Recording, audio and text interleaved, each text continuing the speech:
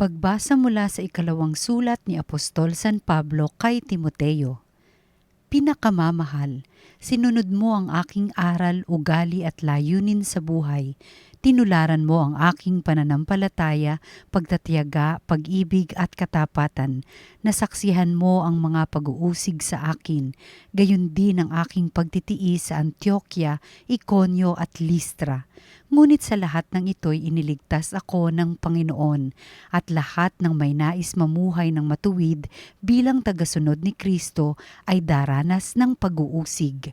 Ang masasamay lalong magpapakasama, ang mga manlilinlang ay patuloy na manlilinlang at sila may malilinlang.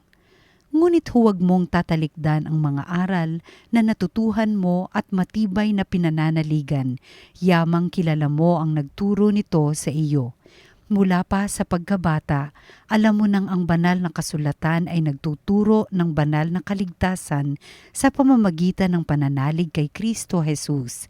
Lahat ng kasulatay, kinasihan ng Diyos at magagamit sa pagtuturo ng katotohanan, sa pagpapabulaan, sa maling aral, at pagtutuwid sa likong gawain, at sa pag-akay sa matuwid na pamumuhay. Sa gayon, ang lingkod ng Diyos ay magiging handa sa lahat ng mabubuting gawain. Ang salita ng Diyos. Salamat sa Diyos. Salmo. Ang sa utos mo'y magmahal, papayapa iyong buhay. Kay rami ng kaaway ko at mga mapang-alipin, ngunit ang iyong kautusan ay patuloy kong susundin. Ang sa utos mo'y magmahal, papayapa iyong buhay. Ang buod ng kautusay salig sa katotohanan, ang lahat ng tuntunin mo'y pawang walang katapusan. Ang sa utos mo'y magmahal, papayapa iyong buhay. Mga taong namumuno sa dahop sa katarungan, usigin man nila ako, susundin ko'y iyong aral.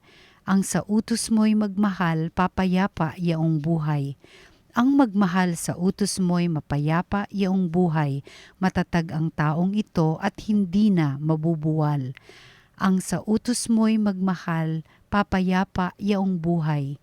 Hinihintay ko ikaw, O Diyos, upang ako ay iligtas. Ang anumang iutos mo ay siya kong tinutupad. Ang sa utos mo'y magmahal, papayapa iyong buhay. Sinusunod ko ang iyong kautusat mga aral. Ang anumang gawain ko ay kita mo't namamasdan. Ang sa utos mo'y magmahal, papayapa iyong buhay. Ebanghelyo. Ang mabuting balita ng Panginoon, ang mabuting balita ng Panginoon ayon kay San Marcos.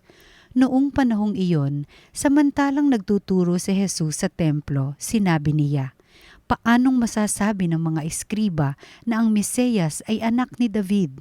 Si David na rin, ng kasihan ng Espiritu Santo ang nagpahayag ng ganito. Sinabi ng Panginoon sa aking Panginoon, maupo ka sa aking kanan hanggang lubusan kong mapasuko sa iyo ang mga kaaway mo." Si David na rin ang tumawag sa kanya ng Panginoon. Paano magiging anak ni David ang Mesiyas? At nakinig na mabuti sa kanya ang maraming tao. Ang mabuting balita ng Panginoon. Pinupuri ka namin, Panginoong Hesukristo.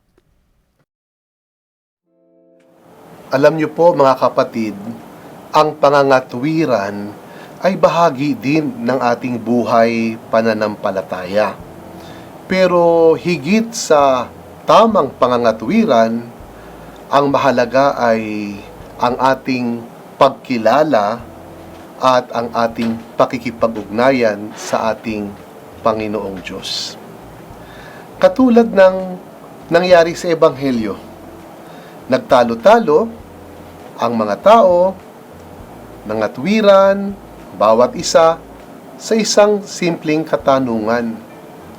Paanong ang Mesiyas o tagapagligtas ay anak ni David, kung si David mismo ang tumawag sa Mesiyas na kanyang Panginoon? Di ba?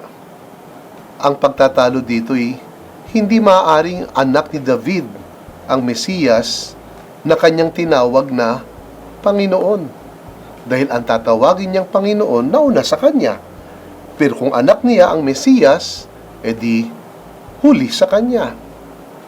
Kaya maraming mga tao ang naakit sa talakayang ito, sapagkat ito'y kumikiliti at humahamon sa pangangatwiran.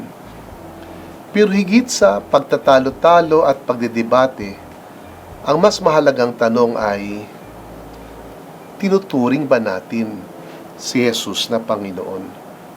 Katulad ng pagturing ni David sa Mesiyas na inari niyang kanya ding Panginoon. At ang nagpapahalaga kay Jesus bilang Panginoon, unang-una, hindi natatapos sa paggamit ng banal na kasulatan para sa pangangatwiran. Totoo, katulad ng nabanggit sa ating unang pagbasa, sa ikalawang sulat ni San Pablo kay Timoteo, ang banal na kasulatan ay mabisa para sa pagtuturo ng katotohanan, pagbubulaan o pagpapabulaan sa mga maling aral, para sa pagtutuwid sa mga maling gawain at pag-aakay sa tao sa matuwid na buhay. Napakalaking bagay po ang ating kaalaman sa banal na kasulatan para magkaroon tayo ng maayos na buhay palapit sa Panginoon. Pero hindi dito natatapos. Sa ating pagpapahalaga kay Jesus bilang ating Panginoon, sabi din ni San Pablo kay Timoteo, sumusunod tayo at nagsasabuhay tayo ng kanyang aral. Hindi lang alam ang banal na kasulatan, kundi isinasabuhay ito. At higit na mahalaga ay nararanasan talaga natin sa ating personal at sa ating konkretong buhay ang pagliligtas na ginagawa ng Diyos. Yung bang nayayakap, natatanggap at nahaharap natin ang mga pag-uusig, ang mga hirap, ang mga pakikibaka at hamon sa buhay. Dahil sa maraming pagkakataon o sa ilang pagkakataon na naranasan nating hindi tayo dito pinabayaan ng Diyos. At sa ating mga pinagdaan ng hirap, naranasan natin ang makapangyarihang pagkilos ng kamay ng Panginoon.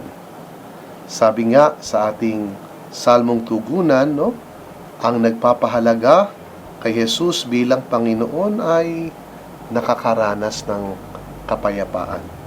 Ang kapayapaan na hinahangad nating lahat na mamayani sa ating buhay. Kaya lagi-lagi nating sasagutin, sino si Jesus sa ating buhay?